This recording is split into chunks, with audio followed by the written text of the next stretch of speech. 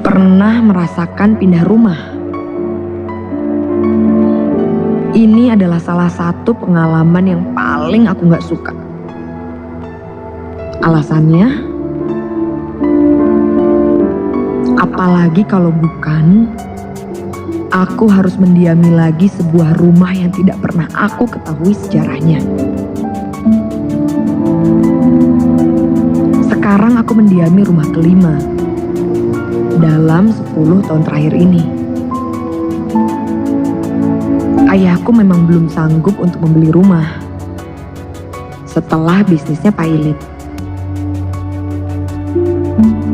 Kali ini ayah mengontrak rumah di sekitaran Lembatu Bagus Ismail.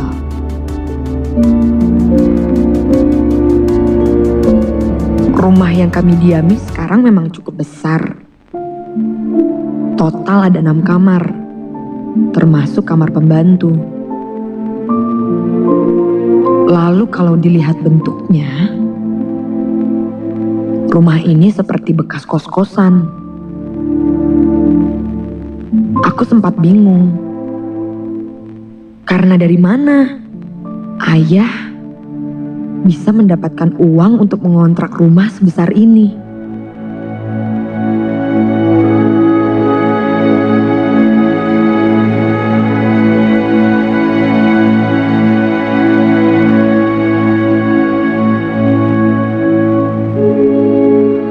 Dan aku makin kaget setelah mendengar harga yang ayah bayar untuk rumah ini cukup murah.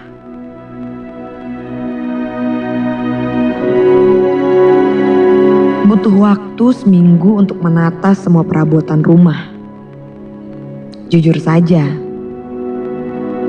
aku tak begitu senang dengan rumahku yang sekarang ini. Selain karena menurutku terlalu besar untuk ditinggali oleh 4 orang, yaitu aku, ayah, ibu, pembantu dan anaknya, aku juga merasakan ada sesuatu yang ganjil di rumah ini. Tapi entah apa.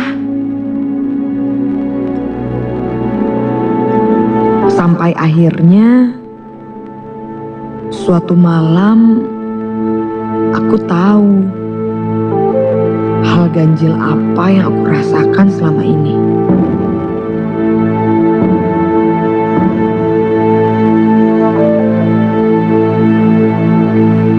Aku ingat sekali,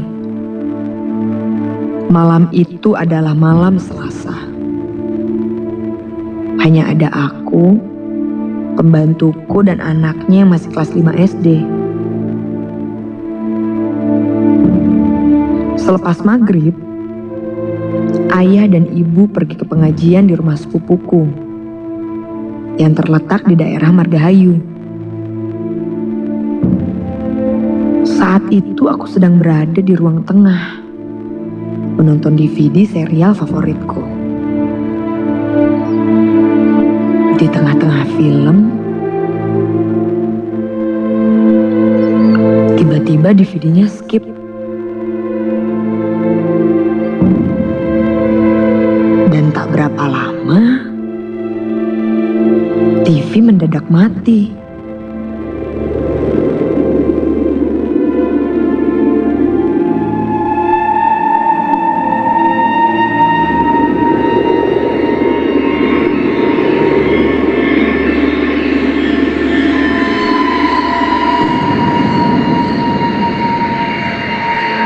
Aduh, gini deh, kalau beli DVD bajakan. Tapi kok TV-nya ikut mati juga ya? Ku coba menyalakannya lagi, tapi tetap tidak bisa. Berulang kali aku coba, bahkan sampai aku cabut berulang kali stop kontaknya, tapi hasilnya tetap nihil. Karena tidak bisa, ya aku tinggalkan begitu saja. Setelah itu aku langsung menuju dapur untuk makan malam. Saat aku berada di dapur dan mengambil makanan,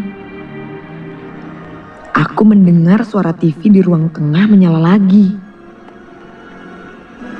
Dan volumenya makin besar dan besar. Ya Allah!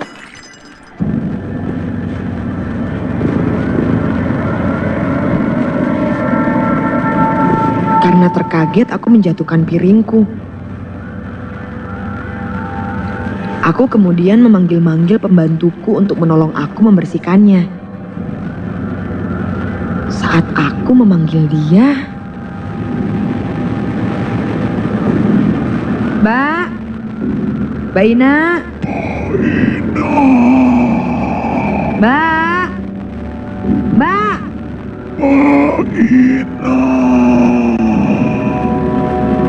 aku mendengar ada suara lain yang juga ikut memanggil.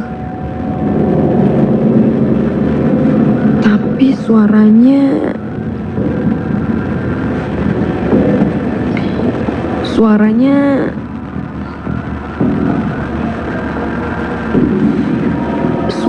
terdengar berat dan menyeramkan.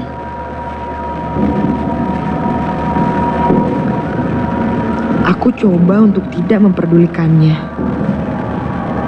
karena aku pikir itu hanya perasaanku saja.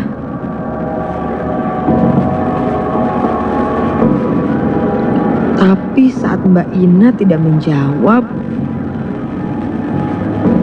terus aku coba memanggil anaknya. Adi, Adi, Adi, Di. Tapi lagi-lagi aku mendengar suara berat itu ikut memanggil. Karena panik dan takut, aku langsung setengah berlari menuju ke ruang tengah. Dan karena aku takut, aku lupa kalau aku memecahkan piring dan aku sekarang menginjaknya. Au, au, au, oh ya Allah, berdarah. Au, aduh. Darah mengucur terus dari telapak kakiku. Perih sekali rasanya. Aku sedikit melompat-lompat menuju ke ruang tengah. Lalu aku kecilkan volume TV.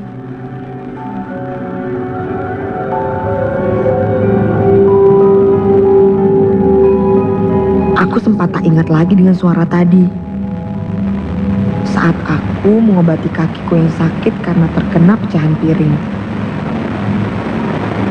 Aku berteriak memanggil Mbak Ina lagi karena aku kesakitan. Tapi kali ini aku mendengar suara pintu dapur terbuka.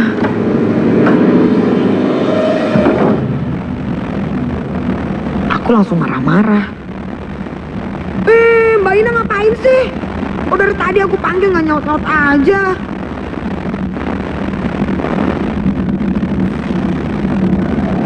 Aku tidak mendengar balasannya.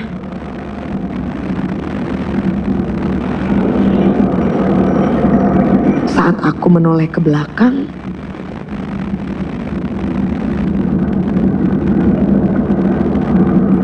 tidak ada siapa-siapa di sana.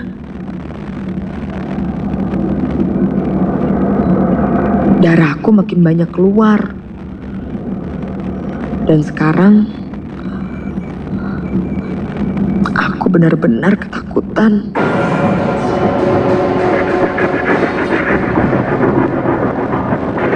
Saat aku sedang ketakutan, aku dikagetkan dengan suara TV yang tiba-tiba mengencang lagi. Ya Allah. Aneh. Padahal remote TV-nya ada di meja.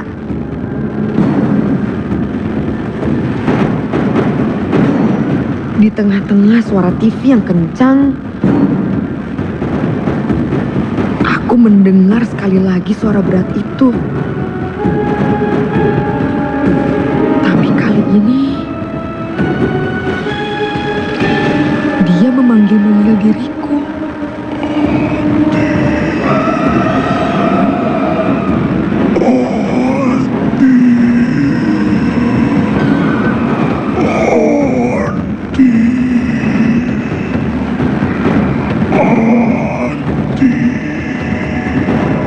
Suaranya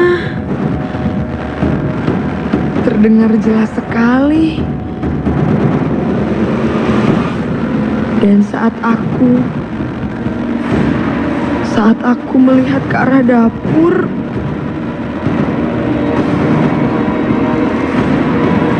aku melihat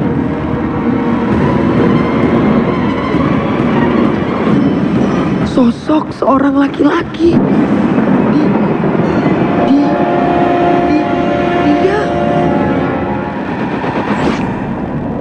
mukanya hancur.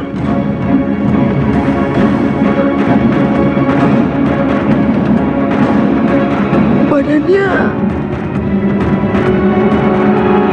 penuh dengan tanah dan lumpur yang basah.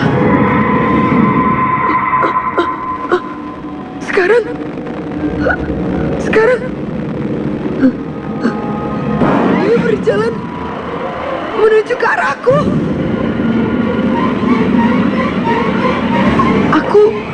Aku berusaha untuk berlari, tapi tidak bisa. Au. Kakiku sakit. Dan sekarang aku terjatuh di lantai. Aku berusaha menyeret tubuhku menjauh. Namun,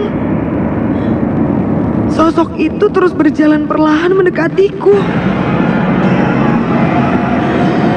Sambil aku menyeret tubuhku, aku terus berteriak-teriak memanggil Mbak Ina.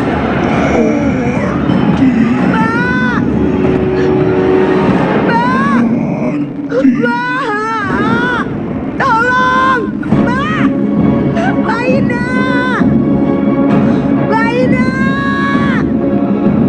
Mbak Ina! Tolong! Sosok itu terus bergerak mendekatiku. Ya, mendekatiku. Karena takut, aku menutup mataku dan kembali berteriak-teriak. Mbak Ina! Mbak Ina! Tolong! Tolong!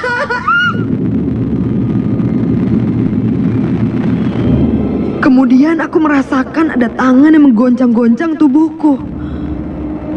Jujur, aku tak berani membuka mata.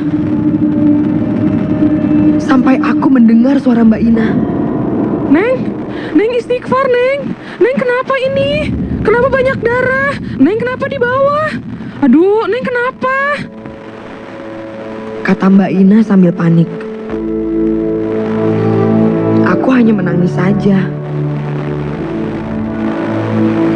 Aku tidak bisa cerita apa-apa.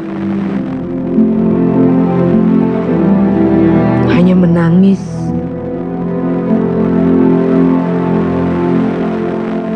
Mbak Ina kemudian memapahku ke kamar. Dia mengobati lukaku. Saat berada di kamar, kami berdua mendengar suara anak laki-laki. Dia memanggil-manggil. Ibu! Ibu! Ibu! Ibu! Mbak Ina langsung menjawab. Iya, Di. Ibu di kamar Mbak Anti. Tapi tiba-tiba suara itu menghilang. Mbak Ina langsung keluar dan memanggil anaknya. Tapi tak ada sahutan. Agak lama dia kembali lagi. Tapi Mbak Ina kembali dengan ucap-ucap. Neng, saya barusan ke belakang nyari Adi. Ternyata dia lagi tidur pules di kamarnya. Tapi pas saya mau balik lagi ke sini, saya lihat ada anak kecil lari masuk ke dapur. Pas saya kejar, hilang, Neng.